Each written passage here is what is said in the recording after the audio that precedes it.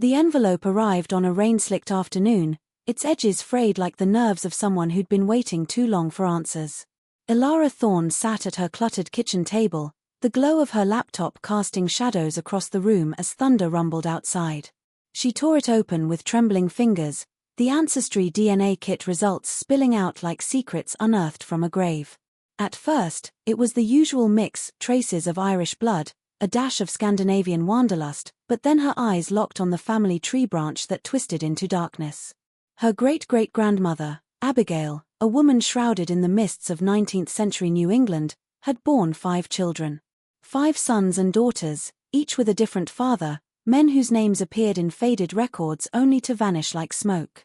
No marriages, no explanations, just births spaced eerily across the years, each tied to whispers of scandal in a forgotten logging town.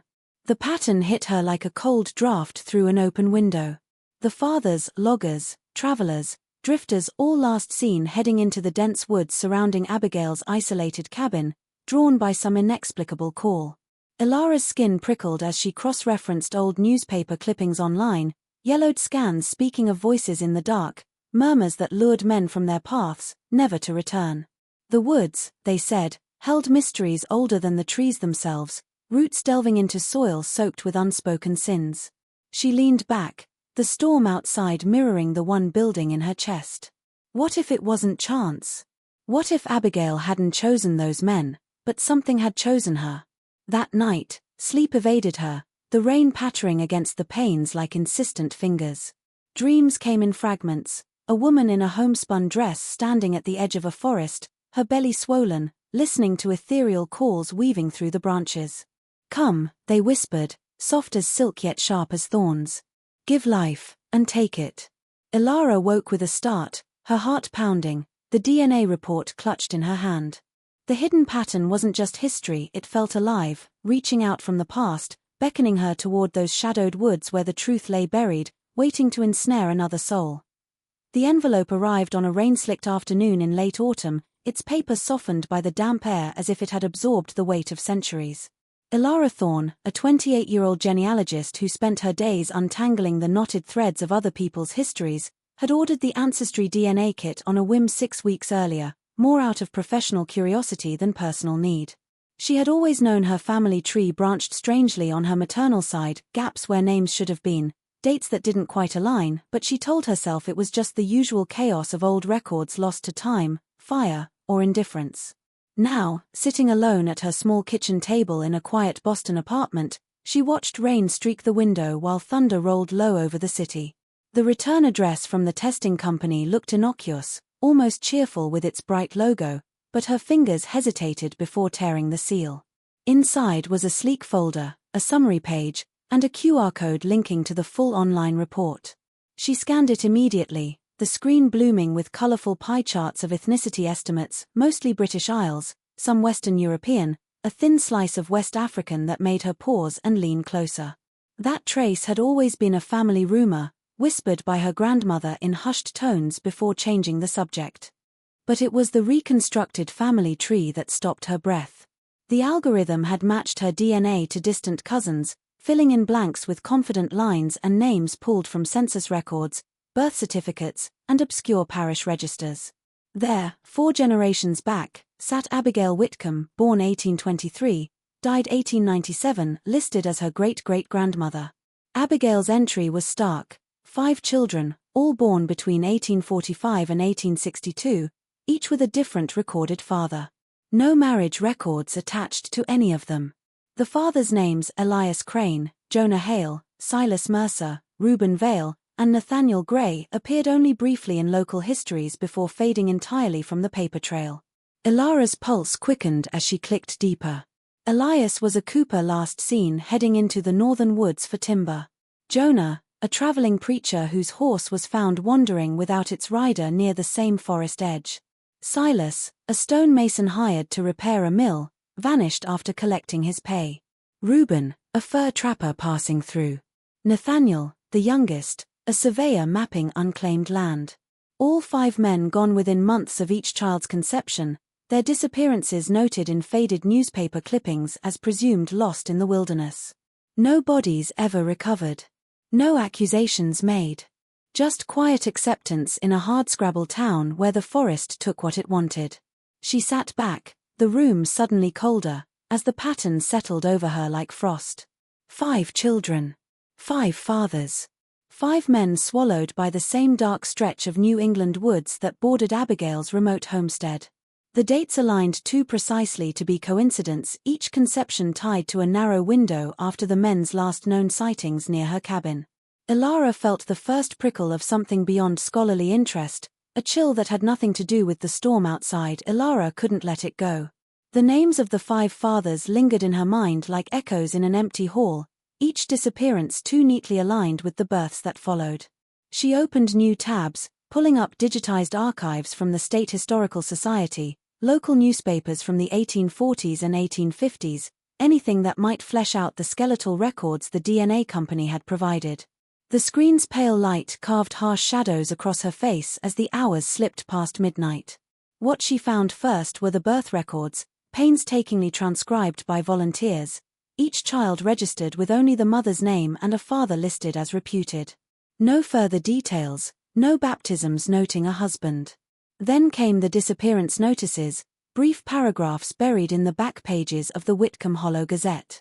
Elias Crane, last seen on the evening of March 12, 1845, walking the old logging trail toward the deeper woods. Jonah Hale, vanished after preaching a revival meeting on December 3, 1848, his Bible found open on a stump near the forest edge. Silas Mercer, reported missing by his employer on September 21, 1853, after failing to return from an errand that took him past Abigail's cabin. Reuben Vale and Nathaniel Gray followed the same pattern, their final sightings placing them within a mile of her remote homestead before the trail went cold.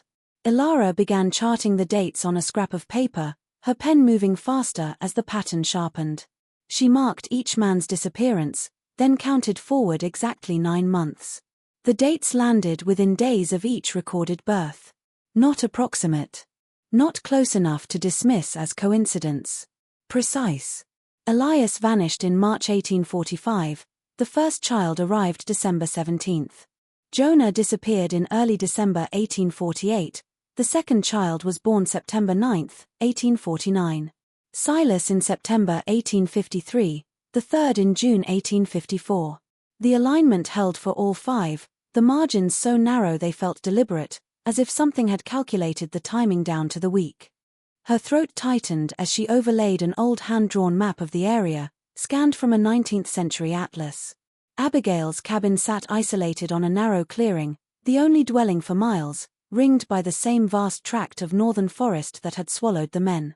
Every reported last sighting placed them on paths converging toward that clearing, drawn deeper by errands, curiosity, or something less explainable. The woods themselves seemed complicit, a dark expanse locals had long called simply the Hollow, where compasses faltered and sound carried strangely. She leaned closer to the screen, the glow reflecting in her widened eyes. 5 men entering the same stretch of forest.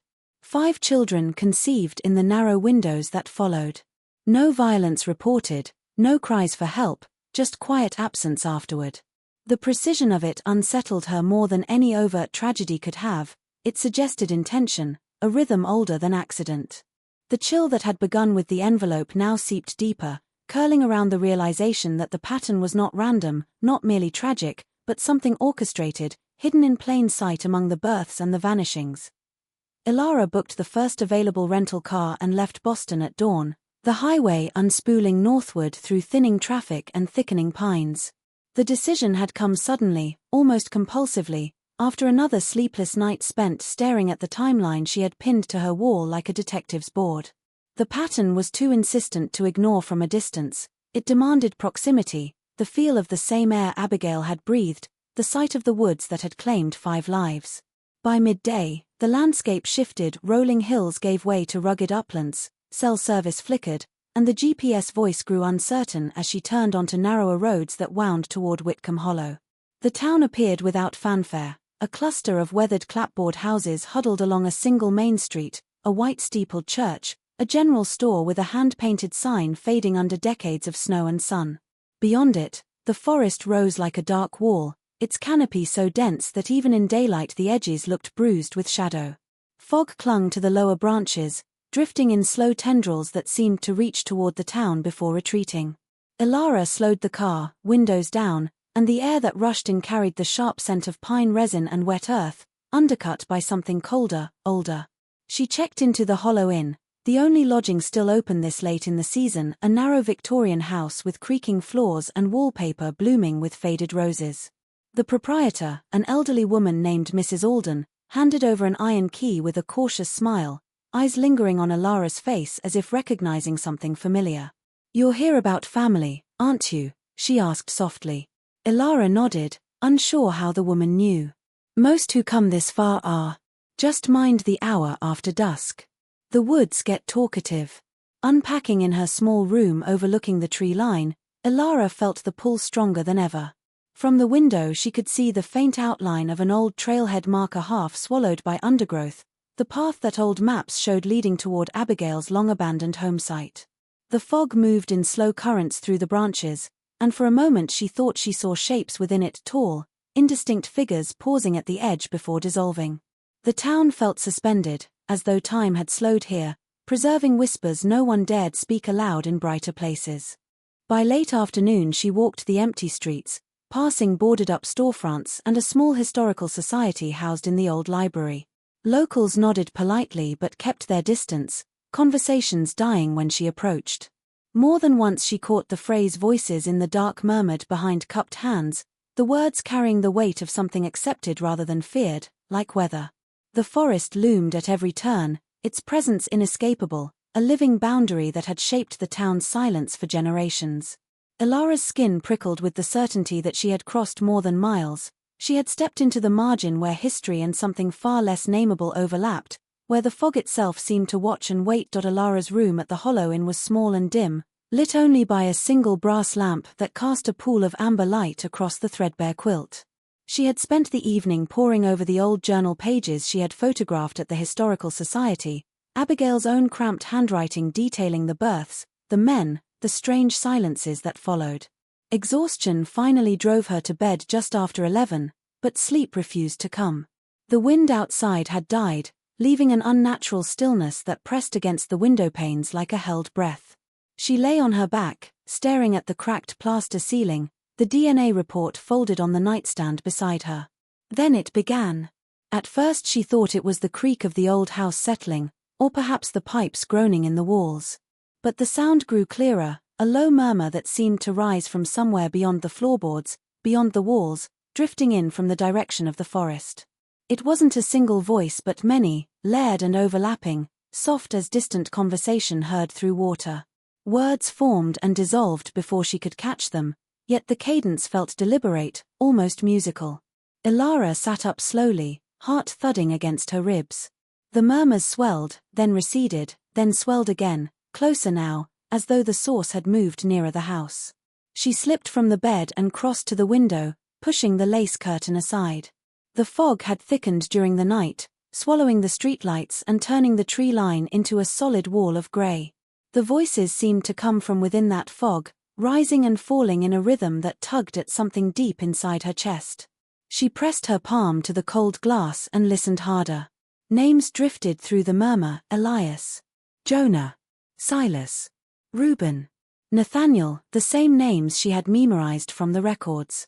Then, impossibly, her own name, spoken not once but in a soft chorus: Ilara, Ilara, Ilara, drawn out like a sigh. Her breath fogged the pain. She felt the hairs rise along her arms, not from fear alone but from a strange recognition, as if the voices had been waiting for her to arrive.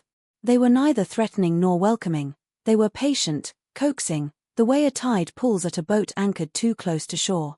The murmur rose to a gentle crescendo, then faded into the fog, leaving only the faint rustle of leaves and the distant hoot of an owl. Ilara stood there for a long time, forehead resting against the glass, the room suddenly too small, the air too thick. She knew then that the pattern she had traced on paper was not merely historical. It was still alive, still speaking, and it had recognized her blood the moment she crossed into Whitcomb Hollow. The voices had not been calling to the past, they had been calling to her. Morning light filtered weakly through the fog as Alara set out from the inn, boots crunching on frost-stiffened gravel. She followed the overgrown trailhead she had spotted from her window, a narrow path marked only by a weathered post half buried in ferns.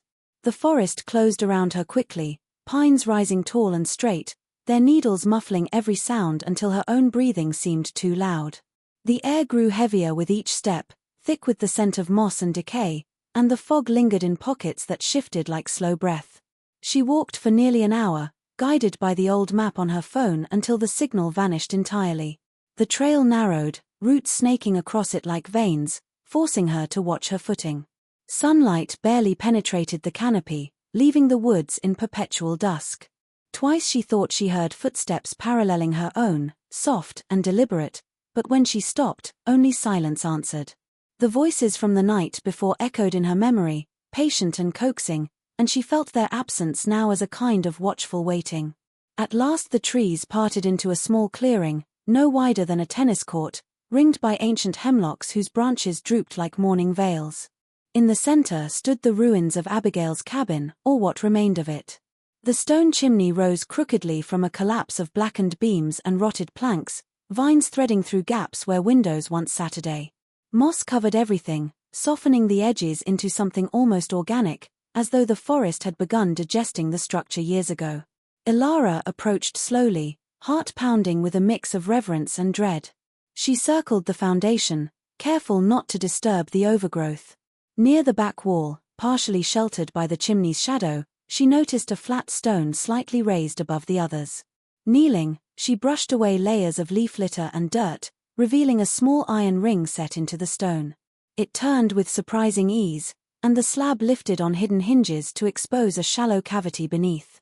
Inside, wrapped in oilskin gone brittle with age, lay a leather-bound journal no larger than her hand. Her fingers trembled as she unwrapped it. The pages were yellowed but intact, the ink faded to sepia yet still legible. Abigail's handwriting filled them in tight, hurried lines, daily entries at first, then longer passages describing dreams, whispers, and the men who came to her door. Alara read standing there in the chill, the journal open in her gloved hands. Abigail wrote of voices that began as murmurs on the wind, growing clearer each night until they spoke directly to her, promising children, promising continuance. She described the pull she felt toward the clearing at moonrise, the way the men arrived one by one, drawn by the same call she could no longer resist. Each encounter left her changed, fertile yet hollow, as though something essential had been traded away. The final entries grew frantic, pleading with whatever listened to release her line from the bargain. Alara closed the journal slowly, the weight of it settling in her palm like a living thing, the clearing suddenly quieter than before, the fog pressing closer around the ruined walls. Alara retreated to the inn that afternoon with the journal clutched against her chest, the oilskin crackling faintly as she moved. She locked the door, drew the curtains against the grey light, and sat cross-legged on the bed, the small book open in her lap. The entries grew more intimate toward the middle pages, Abigail's handwriting loosening as though the act of confession had unraveled her restraint. What began as practical notes, weather, chores, the ache in her back shifted into something rawer, words spilling across the paper like blood from a fresh cut. Abigail described the voices first as a comfort, a low chorus that rose from the woods on nights when loneliness pressed hardest. They promised her children, strong sons and daughters who would carry her name forward in a world that offered widows and spinsters little else. The whispers were tender at the start, weaving through the pines like lullabies, telling her she was chosen, that the forest itself desired her line to endure. Then came the bargain, unspoken yet unmistakable, life for life. Each man who answered the call would give seed and then surrender himself, drawn deeper into the trees until the roots claimed what was offered. She wrote of the first encounter with Elias in careful, almost reverent detail, the way he appeared at dusk on the path, eyes wide as though pulled by an invisible thread, speaking her name though they had never met. The act that followed felt inevitable, guided by something larger than desire, and afterward he walked into the fog without protest, his silhouette swallowed whole. The same pattern repeated with each man: arrival, union, departure. Abigail's guilt bled onto the page, confessions scrawled in the margins, how she tried to warn Jonah, how she begged Silas to turn back, how every refusal only tightened the compulsion coiling inside her. The entity never showed itself, never needed to. Its presence lived in the fertility that followed each sacrifice, in the swell of her belly that proved the bargain kept. Later entries grew desperate. Abigail wrote of feeling the force stir within her blood, passing to each child like a dormant seed. She feared it would seek new vessels when she was gone, that the woods would call again to whichever daughter carried the strongest echo of her lineage. She tried prayers, salt lines, even burning sage gathered under a full moon, but the voices only laughed softly, patient as stone. The final pages were smeared with ink and what might have been tears, pleading for forgiveness from children she would never see grow old, begging whatever listened to break the chain before it bound another woman to the same dark cradle.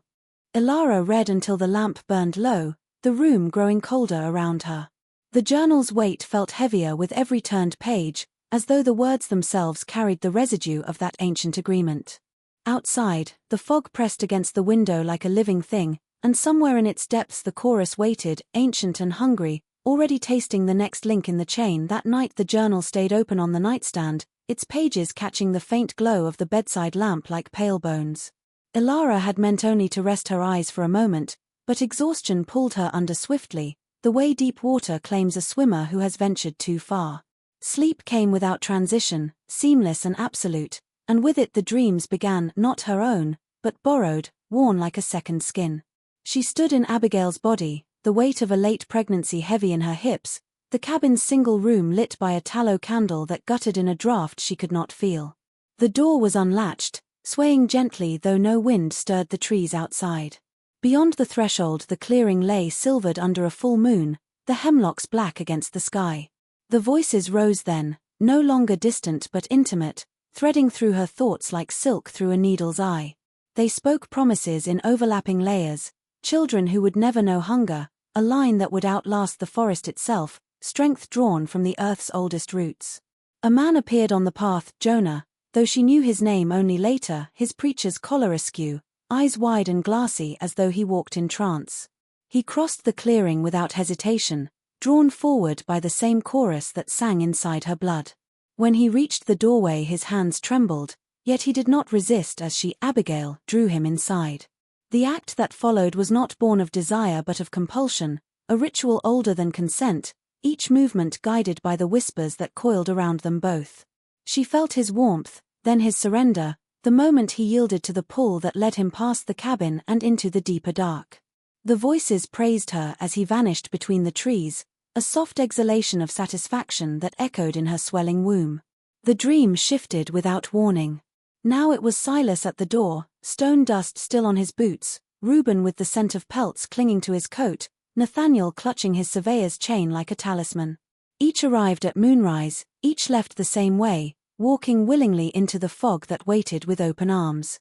Ilara felt every moment through Abigail's senses, the ache of longing mixed with horror, the terror of knowing she could not stop it, the hollow triumph when another child quickened inside her. The whispers grew louder with each sacrifice, weaving her pleasure and guilt into a single cord that tightened around her heart.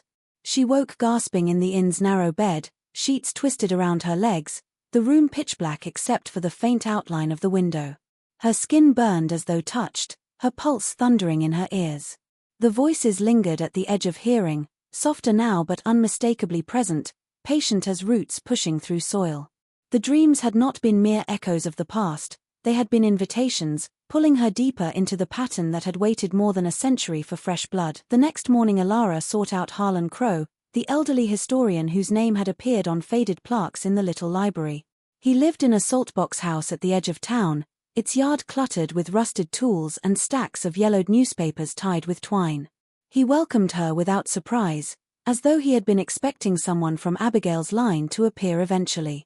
Over strong coffee in a kitchen that smelled of wood smoke and old books, he listened while she laid out the journal, the timeline, the dreams.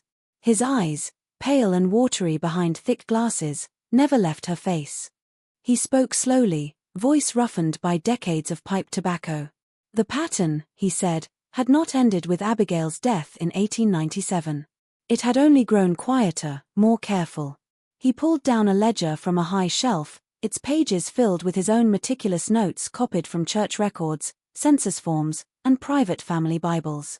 There, scattered across generations, were the subtle echoes: an unexplained pregnancy in 1912, the father a traveling salesman last seen near the old trail, a daughter born in 1938 whose reputed father vanished during a hunting trip that never left the Hollow's borders, another in 1964, the man a surveyor for a proposed highway that was quietly abandoned after his disappearance. None of the later cases carried the stark repetition of Abigail's 5, but the marks were there if one knew how to look: children born 9 months after a stranger passed through town, men whose names appeared once in local records and then never again.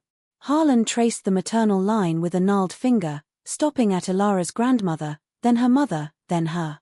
"It thins out," he murmured, "like a river going underground. Sometimes skips a generation entirely. But it always resurfaces when the blood runs strong enough." He told her of women in the family who had left Whitcomb Hollow suddenly, cutting ties, changing names, as though distance alone could sever the thread. Others stayed and lived ordinary lives, childless or married respectably, yet their obituaries often noted unexplained illnesses, dreams that drove them to walk the woods at night. Harlan himself had watched the pattern from the safety of books and ledgers, never close enough to feel its pull, but close enough to recognize the signs in Ilara's restless eyes, the way her hand trembled slightly as she turned the pages. "The voices," he said, "were older than the town, older than the logging camps that first carved roads into the forest.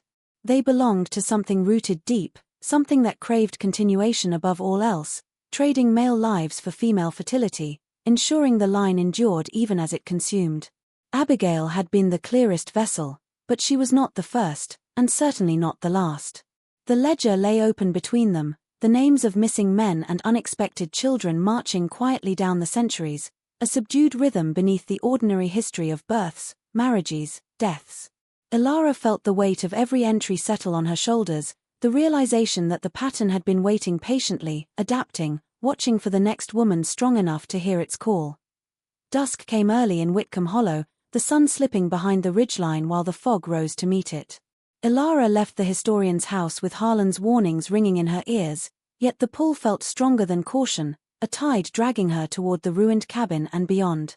She followed the same trail she had taken that morning, flashlight beam cutting a narrow path through the gloom, the journal tucked inside her coat like a second heartbeat.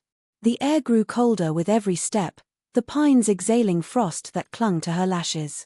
She did not stop at the clearing this time. Something urged her onward, past the collapsed chimney and into the deeper woods where no trail remained.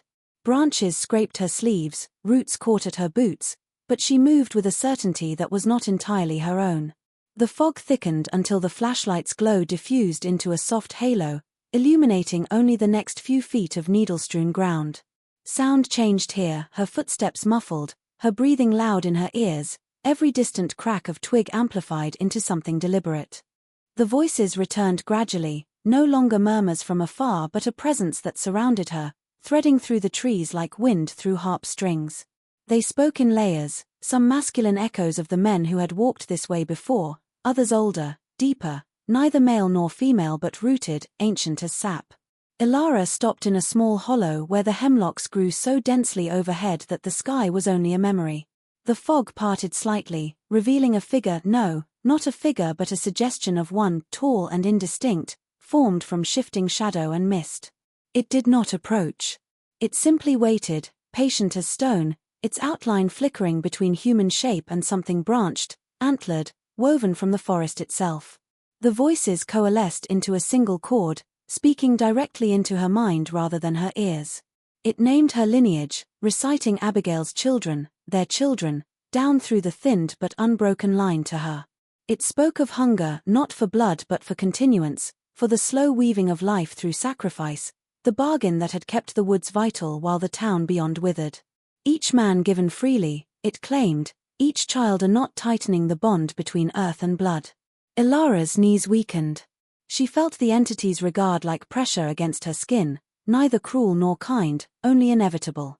It showed her, without images, only sensation, the long centuries of similar pacts, women chosen for their isolation, their longing, their willingness to trade the fleeting for the enduring. The forest had no malice, only need, and her blood carried the clearest echo in generations. The voices promised ease, release from loneliness, the fierce joy of creation balanced against the necessary surrender of others. They caressed her thoughts the way they had caressed Abigail's, offering children strong enough to outlast even these ancient trees. She stood trembling in the hollow, the flashlight beam wavering across the spectral presence that neither advanced nor retreated, content to let the weight of its patience do the work. The fog closed gently around her again, carrying the mingled scents of pine and turned earth, and the chorus softened to a lullaby pitched just below hearing, waiting for her answer. Elara did not remember turning back. One moment she stood in the hollow with the spectral presence breathing fog across her face, the next she was stumbling through the inside door, coat torn by thorns, cheeks wet with tears or mist she could no longer tell apart. The journal was gone from her pocket, lost somewhere between the trees, but its absence felt deliberate, as if the forest had reclaimed what was always its own. She locked the door, wedged a chair beneath the handle, and collapsed fully clothed onto the bed, every muscle trembling with the aftershock of refusal. Yet refusal had only sharpened the hunger. In the hours before dawn the pattern rewove itself into her waking life with ruthless clarity. Her phone, dead since the deep woods, flickered back to life on the nightstand though she had not plugged it in. Notifications cascaded across the screen, dating app matches from men she had never swiped on, messages time-stamped minutes apart, each one carrying the same subtle cadence she now recognized as the voices wearing modern clothes. "I'm passing through your area tonight. Something told me to message you. I can't explain it, but I need to see you." Their profile photos showed them standing at gas stations, rest stops, a roadside diner, all within a 50-mile radius, all converging. She scrolled in frozen horror as new matches poured in, the app pinging like a heartbeat accelerating. One man had already left his motel 20 minutes away, typing with one hand while he drove. Another had abandoned a camping trip with friends, claiming a sudden urge he couldn't name. Their messages grew intimate too quickly, threaded with the same coaxing rhythm that had lured Elias and Jonah and Silas through the dark. The entity no longer needed moonlight or isolation, it had learned the shape of loneliness in the 21st century, the glow of screens replacing the glow of candles, highways replacing footpaths. Elara felt it stir inside her own body now, a warm unfurling low in her belly, patient and ancient, tasting possibility. The dreams had only been rehearsal, the true awakening required her consent, or at least her paralysis. She understood with sickening precision that the 5 children of the past had been a crude, rural manifestation. In a world of 8 billion, the hunger could be subtler, more prolific, scattering seed across states instead of a single clearing, yet still exacting its price. Outside her window the fog pressed close, and within it faint silhouettes moved, men walking alone under streetlights that had not existed in Abigail's time, drawn by whispers riding cellular waves. Their footsteps already echoed on the road to Whitcomb Hollow, patient, inevitable, answering a call that now sang in Elara's blood with the clear, sweet insistence of a lullaby promising everything and nothing.